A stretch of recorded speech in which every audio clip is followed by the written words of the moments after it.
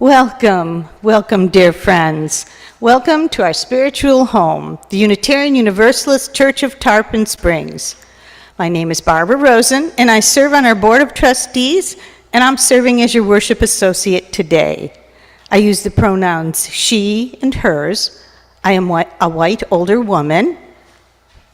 I think I'm about as tall as I used to be, but at 75, I'm guessing it's probably a little shorter than I ever was. I have green eyes, and I'm wearing an earthy colored shirt today. We want to acknowledge that here at the church, we are on the lands of the Tocobaga and Seminoles people. We're a church of many welcomes, and we offer a warm welcome to all of you. This is a liberal community for all ages, promoting spiritual growth, social justice, and the arts. This is an active church, and everyone is invited to participate in any of our activities. To learn more about our events, our church calendar is on our website, uutarpon.org, or we'd be happy to talk with you during the coffee hour. Our children and youth are with us during the beginning of the service, and we already got to hear them, so you may hear them again. And they will be going with our gifted leaders, Jami and Anna. Children gather for their time together with them after the story. If you'd like more information about our programming, please contact Reverend Kristina or see Jami after the service. For those present with us in the building, we have connection cards. And I've been told, don't use the label with the little dots on it. It's no longer working. We will get a new one. And you could put it in the plates during the offertory if you fill one out. If you're watching us on Zoom, you can send us an email at membership@uutarpon.org to get connected. There are also small white cards near the hymnals if you would like to share any joys or sorrows in writing. We're delighted to have acclaimed storyteller Katie Green leading the service today. What goes around? So often we think we need to do more, be more, or give more. This morning, through story and spiritual grounding, we'll wonder at the possibility and gift of enough. Katie believes that stories can and do change the world. She's been telling stories and facilitating workshops across the U.S. and beyond for over 30 years. Katie is the initiator of the Interfaith Story Circle that meets once a month in various houses of worship. She is a member of the Clearwater Friends Meetings, Quaker, in New England yearly meeting. Her website is www.katiegreenstories.com. Music is provided by our music director, Bonnie Whitehurst, and our choir. Again, welcome. Our first piece of music is Wonders Still the World Shall Witness, number 139 in the Gray Hymnal. And you may stand if you feel the need to stand to breathe well.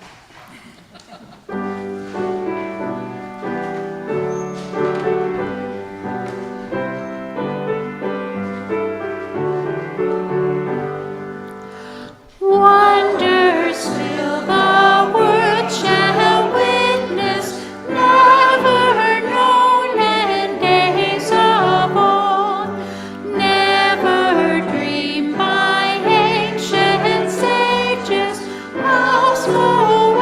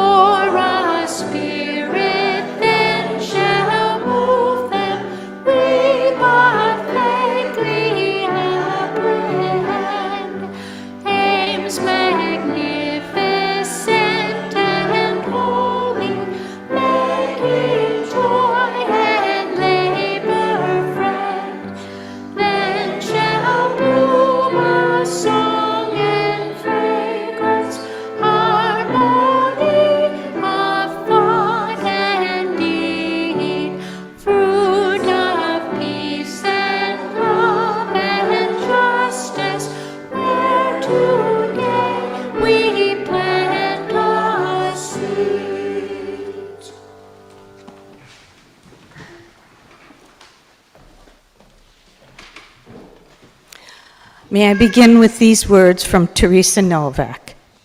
Saved. Come into this place.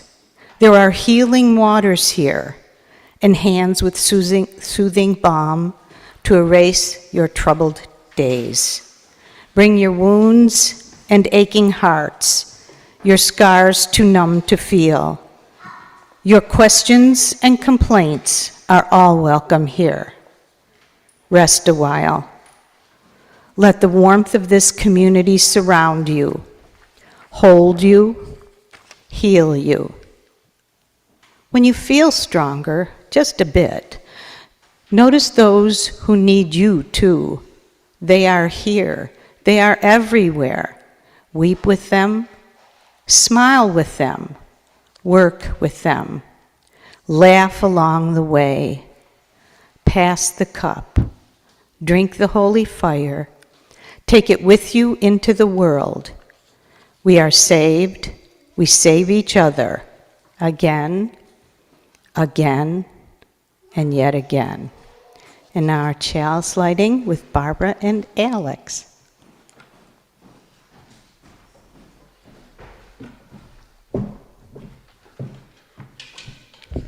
Our chalice lighting today.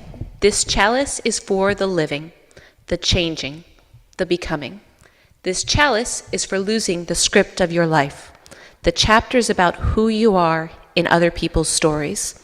This chalice is for the lost GPS that was supposed to show you how to get where they expected you to go. This chalice is for skipping the directions, coloring outside the lines, painting, not by number, but by silence, by wild abandon, with a brush you made yourself from light deep inside. Startling, vivid, a new voice that already knows you. Finally, a true story. Yesterday, our distant ancestors gathered round a flame to share their stories and find comfort.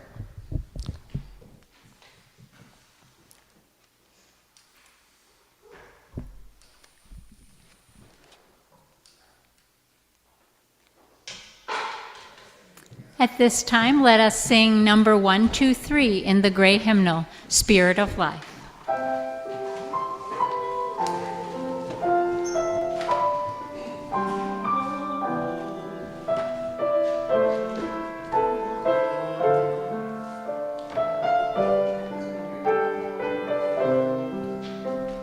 Spirit of life, come unto me.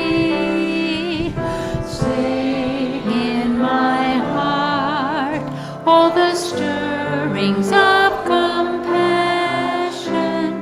Blow in the wind, rise in the sea, move in the hand, giving life the shape of justice. Roots wholly close, wings set me free. Spirit of life, come to me, come to me.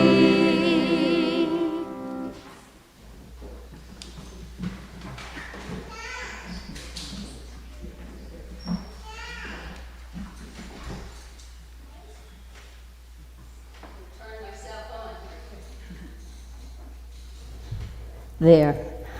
Thank you so much for inviting me to be here today. I was here 2 weeks ago, and from being here 2 weeks and being here at the beginning of this service, it just feels like home. I'm going to tell a story for the children, but everybody thinks of storytelling and they think of young people. And it's true that little ones love stories, but it's not because they're children. It's because they're human. And I'm looking at the size of our children and thinking, oh, maybe the story I've chosen is a little bit too old, but I'm sure that you will enjoy it.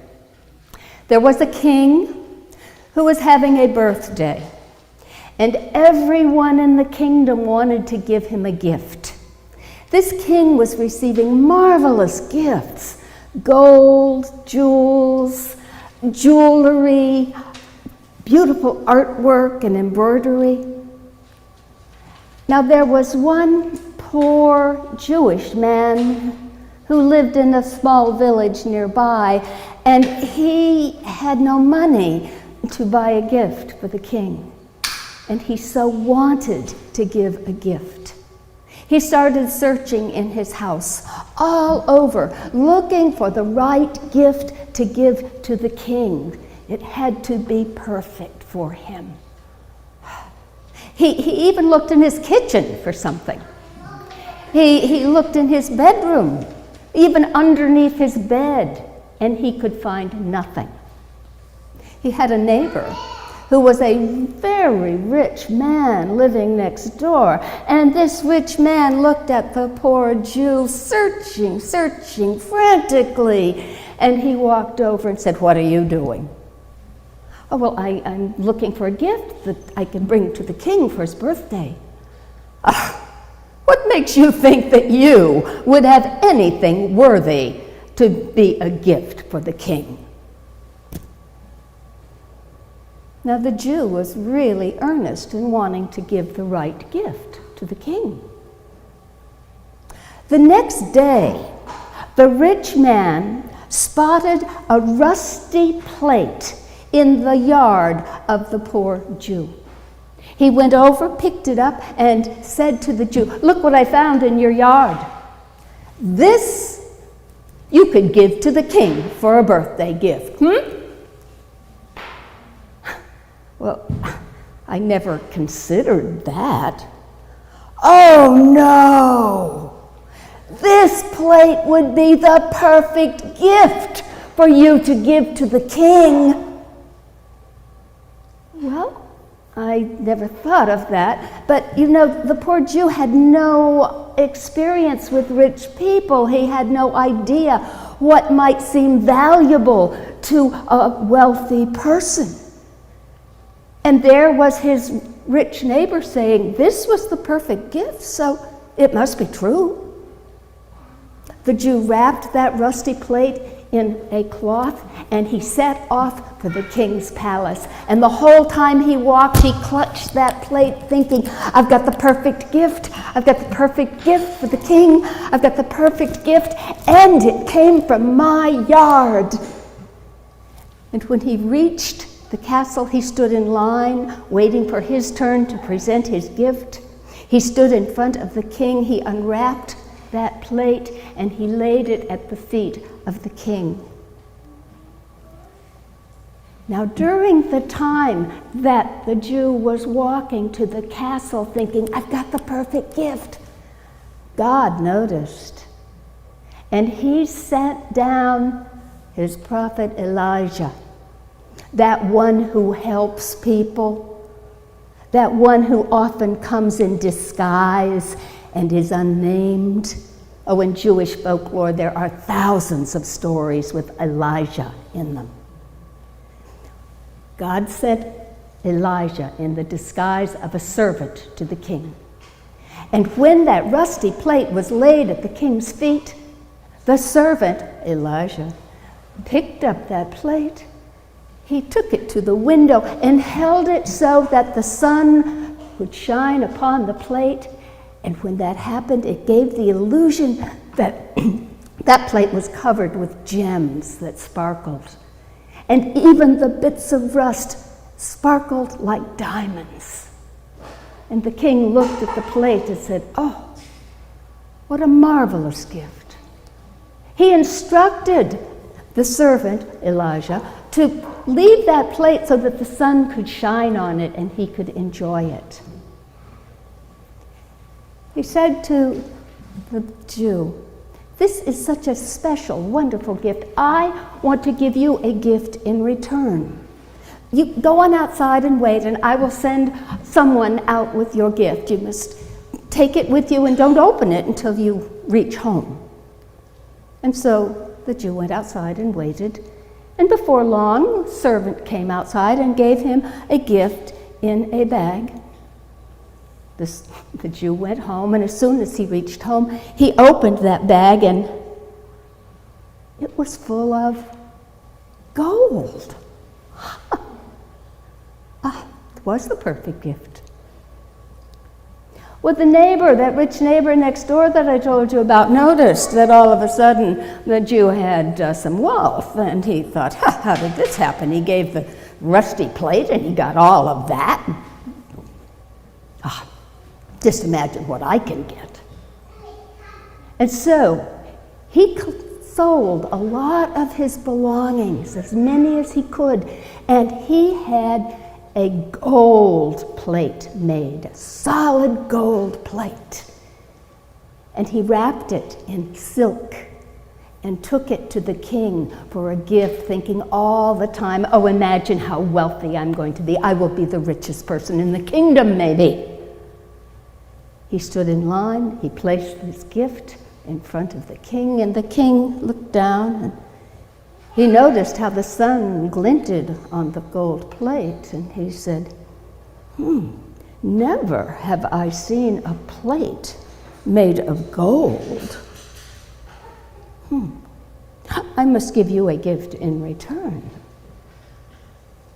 Wait outside. My servant will bring you a gift, and don't open it until you reach home. And so the rich man went outside. He stood in the street. He waited, and a servant came and delivered a gift in a sack, and that rich man did not wait until he went home. No. He stood there right in the street, and he opened up that bag, and he reached in for his marvelous gift, and he pulled out a rusty plate.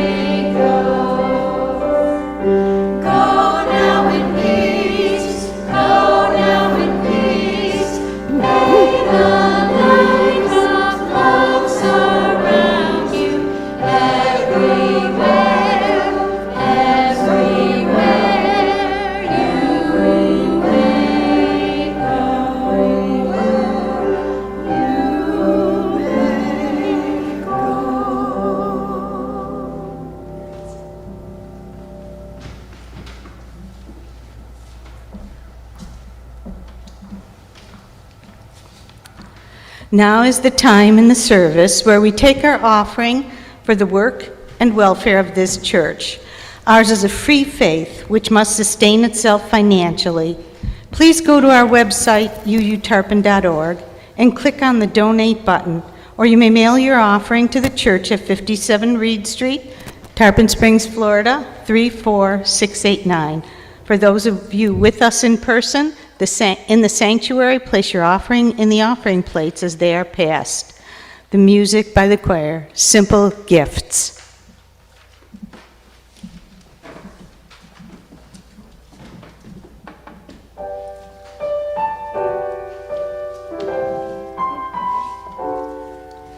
Tis the gift to be simple, tis the gift to be free, tis the gift to come down where we ought to be. And when we find ourselves in the place just right,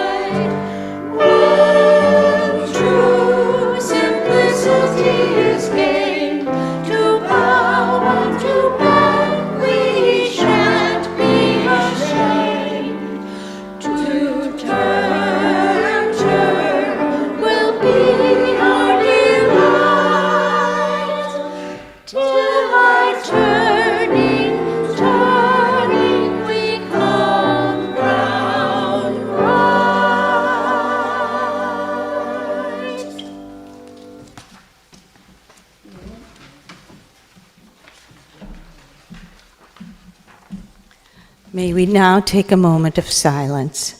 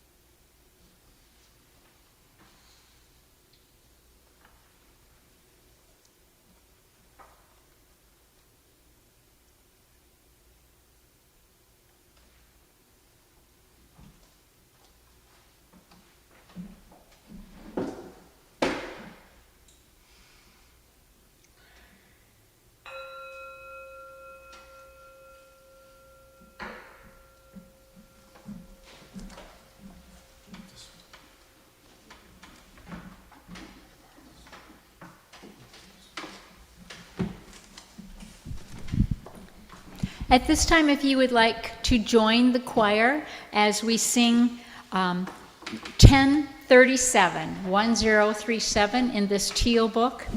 This is a narration and like a call and response sort of thing. And I will play the tune of what we would like you to sing, and Jenny is going to do all the narration that goes between the singing. So this is how it goes. 1037.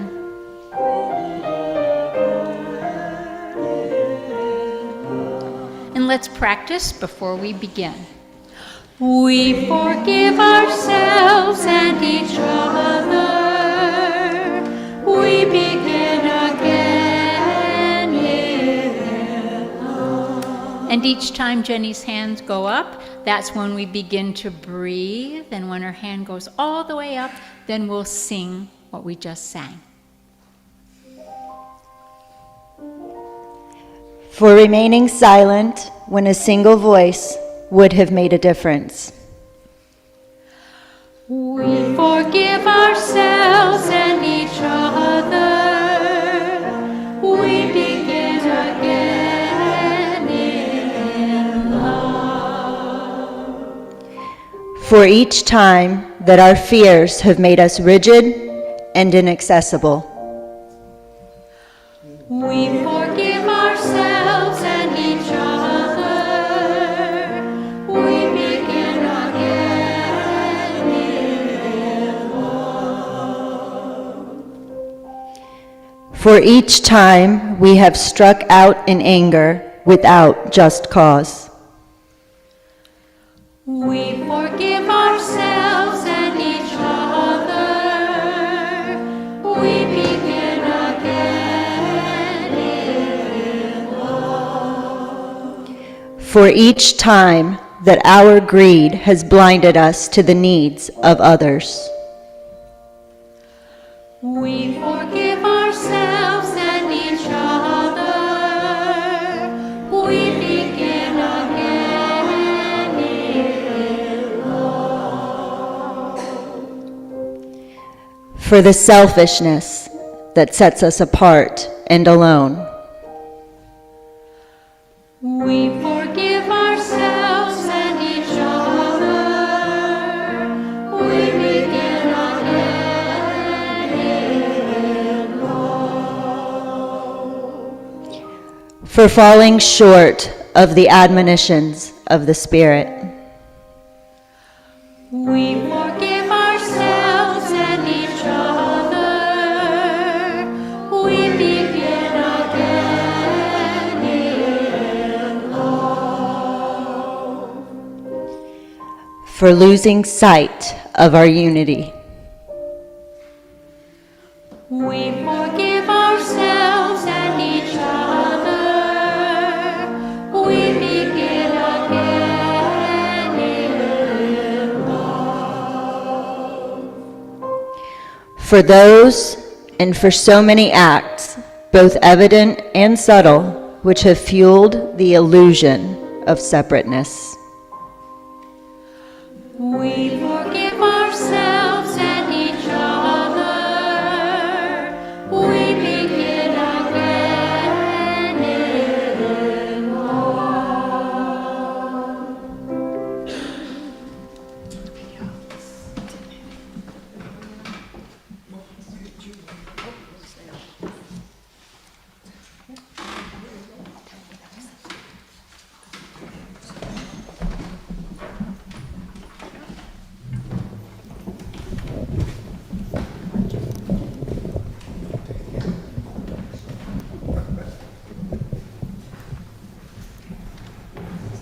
Thank you, choir. That was lovely. And Jen, thank you.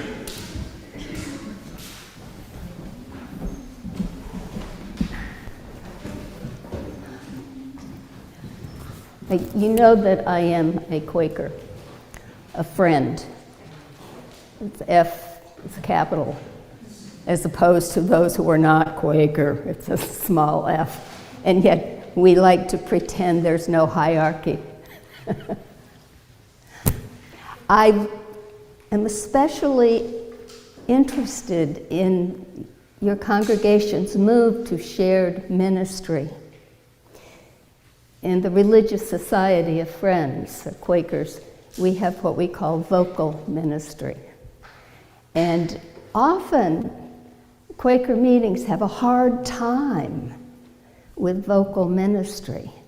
You know, we sit and we wait for that small voice to speak with us.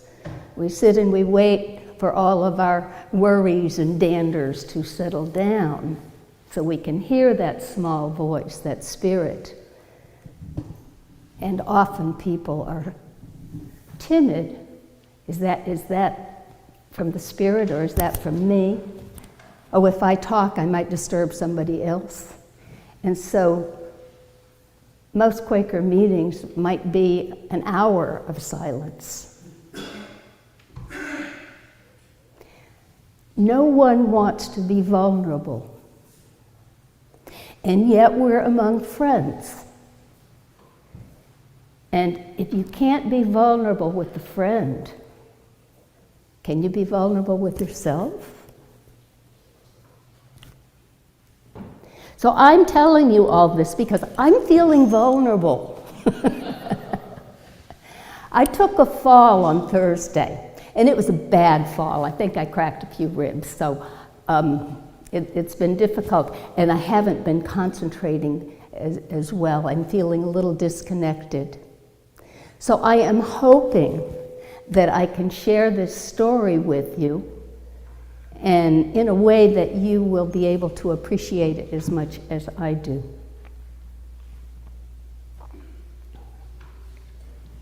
A long time ago, a long time ago in Morocco, there was a merchant in Marrakesh. He had 2 sons, and when he died, he left his merchandise to his sons. Now you know how it is with brothers, maybe?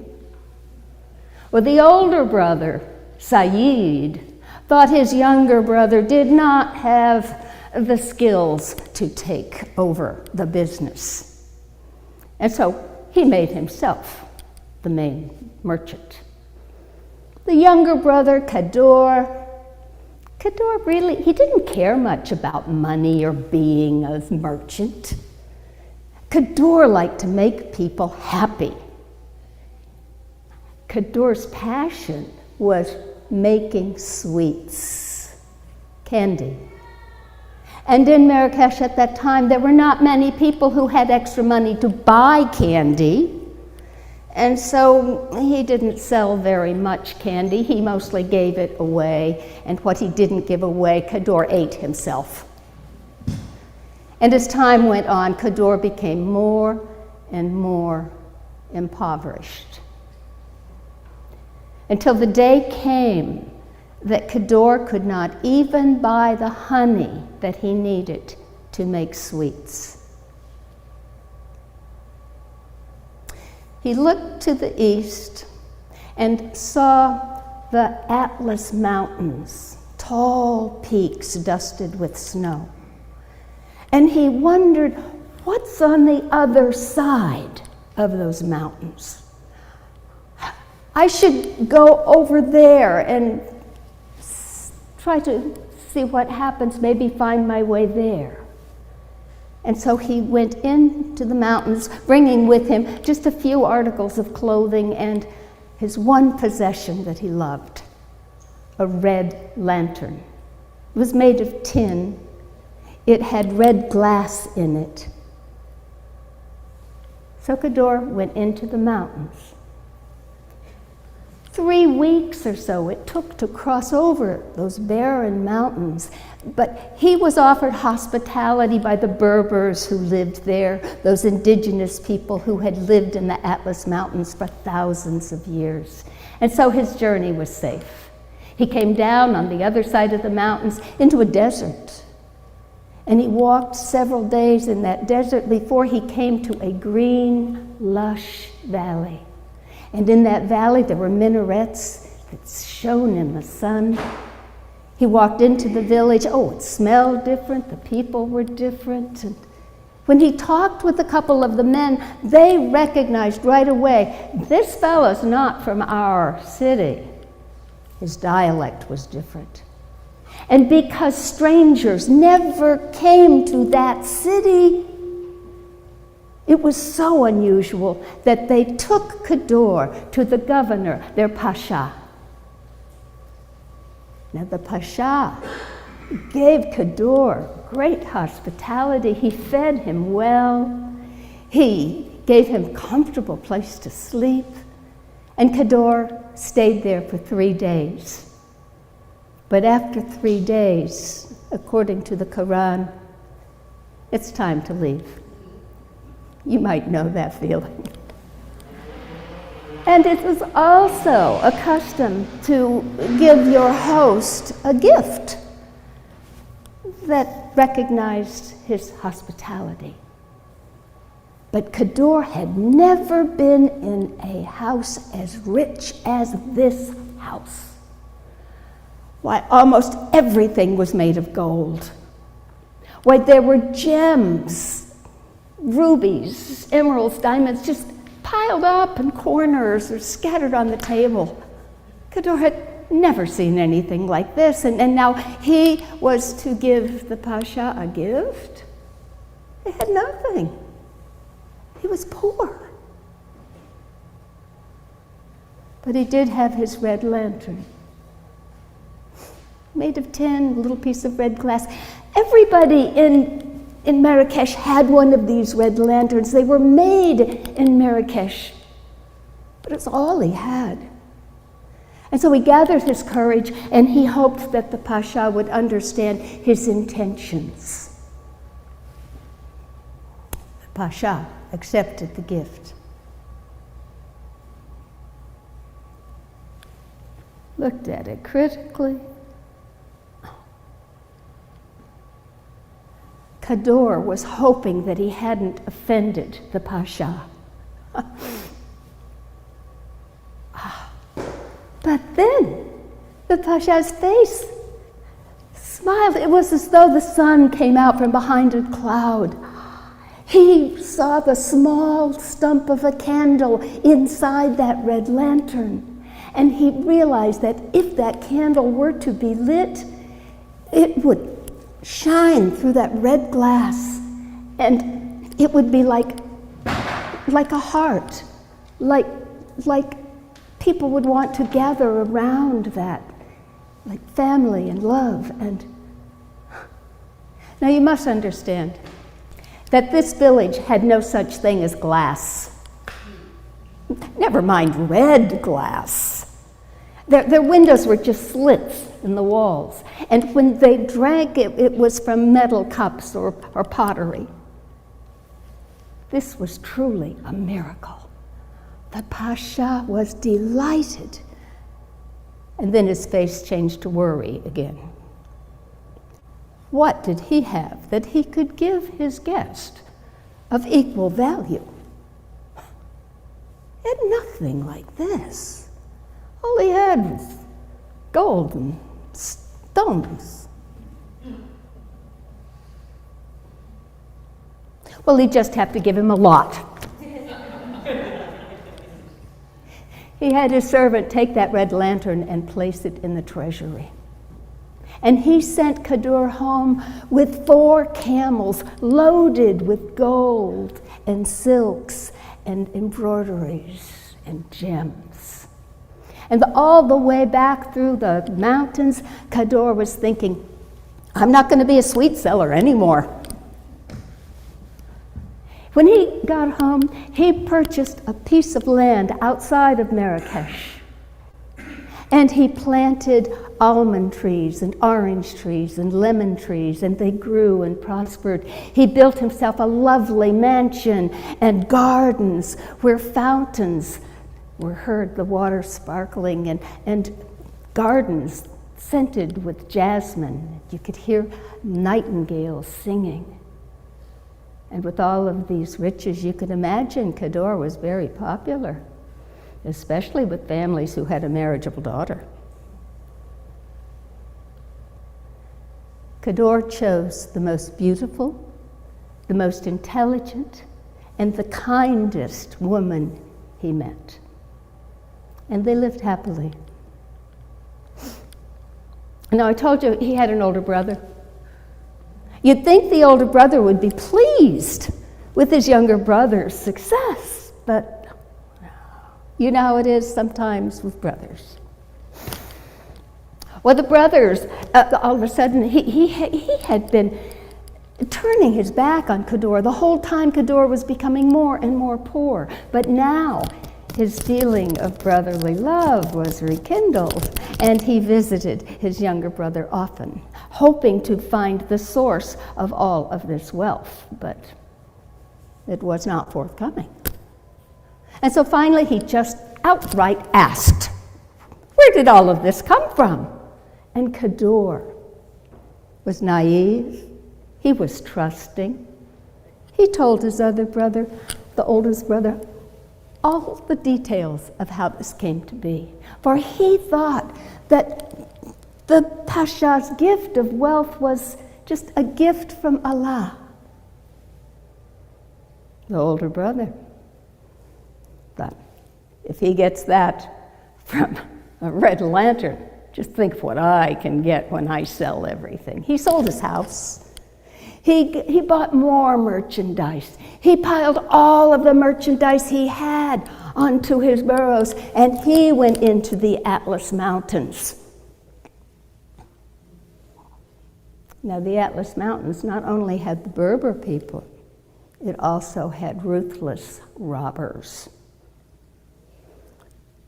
Said had not been in the mountains for 3 days when the robbers fell upon him, took everything he had, beat him unmercifully, and left him for dead.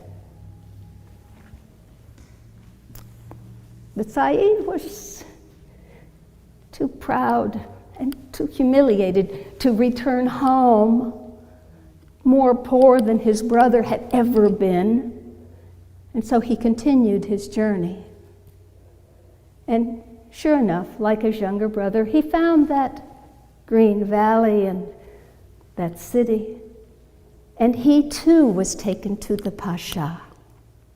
And the Pasha treated him with great hospitality. After all, he was injured.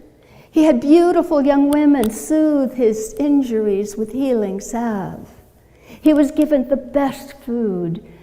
Musicians came and played soothing music to ease his healing. And at the end of 3 days, it was time for him to leave. And he too had been fretting, what am I going to do? Pasha has so much and I have nothing. Everything that I had has been taken from me. And that was my gift. And I have nothing.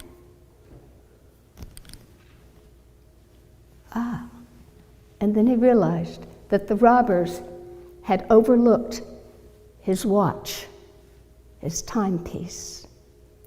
It wasn't gold. It was all battered and scratched up. But it still kept time, and it was all he had. And so he presented his watch to the Pasha and hoped that he would not be insulting him. The Pasha accepted the watch. He had never seen such a thing in his life. They had no watches in that time. What is this? And Said explained how this timepiece worked. Oh, the Pasha was just enchanted. It measures time. It can tell me how long something takes to do. This is marvelous. He whispered to a servant to bring a gift back up to Said. And the servant went down into the treasury, and he returned carrying a beautifully embroidered silk pillow on which sat the red lantern. And so Said went through the mountains, and this time the robbers had no reason to bother him, for he looked as poor as his brother had, and poverty is a shield against theft. Now, when Kador came back over those mountains with all of the riches from the Pasha, he was blessed by Allah and traveled safely. That's the story of the Red Lantern from Morocco.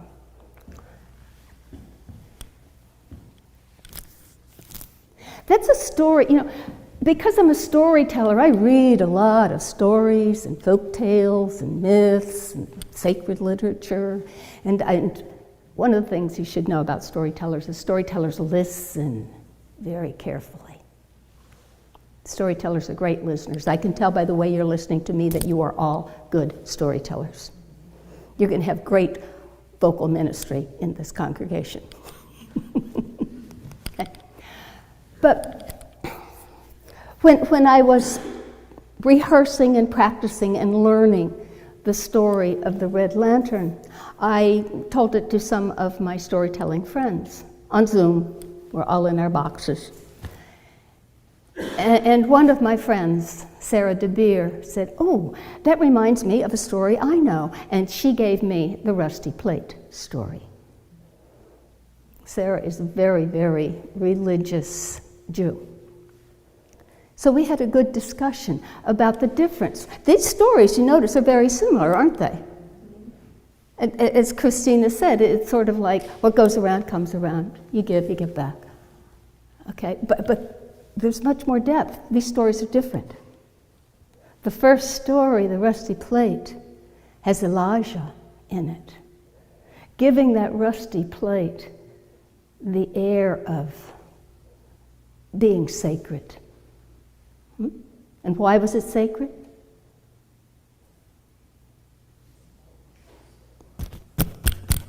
Because of the intention, because of the love with which it was given. That you had no doubt. He believed it was the perfect gift. And so it was. And in the second story, the Red Lantern, as a storyteller, I was puzzled. A red lantern, a watch. I had to ask Mr. Google about when watches were first invented. It's in the 1500s. Okay, so the story works. Okay.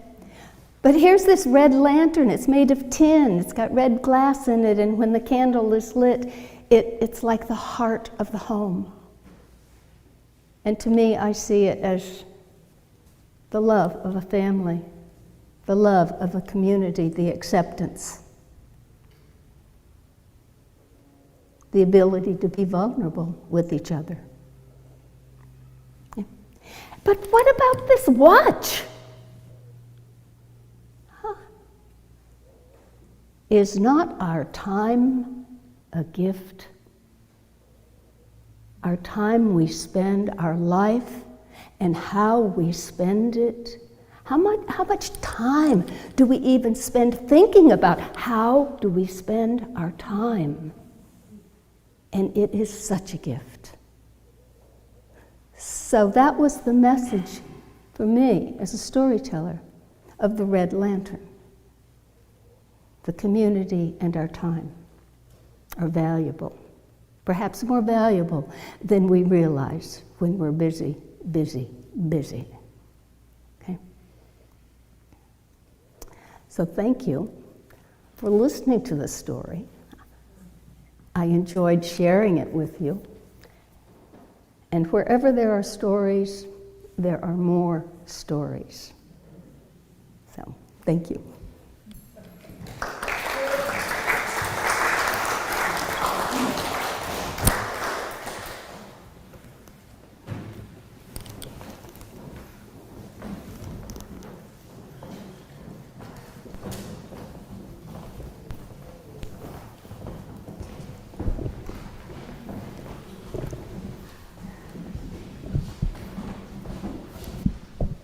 Our closing hymn is number 1008 in the Teal Hymn Book, 1008, When Our Heart is in a Holy Place.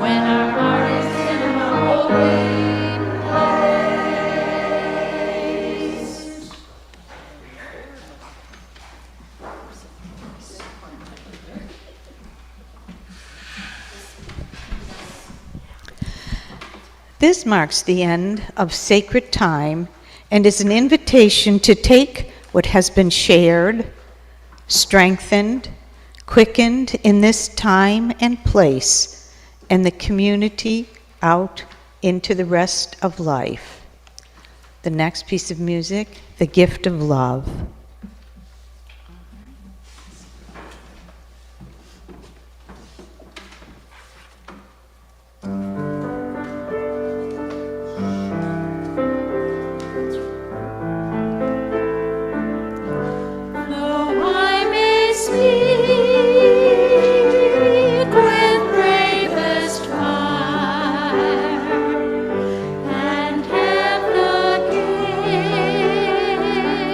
To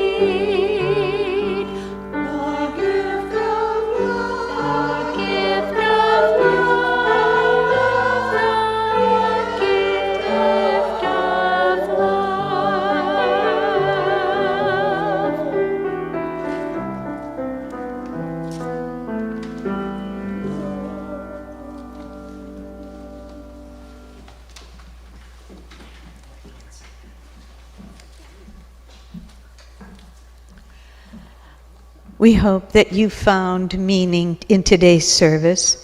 We close with these words from Robin Gray. The flame is extinguished, but not our hope for the future, our courage in the face of crisis, or the love we share in all the world.